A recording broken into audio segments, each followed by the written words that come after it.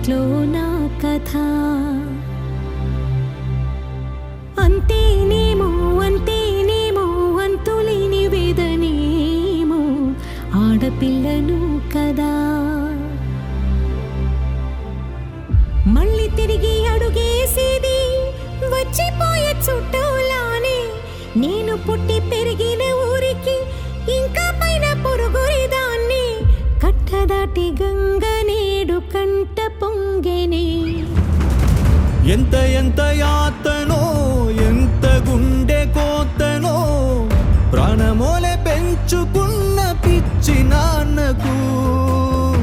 దూలమిరిగి భుజముపై పడిన పిడుగు పాటిది ఇంతకన్నా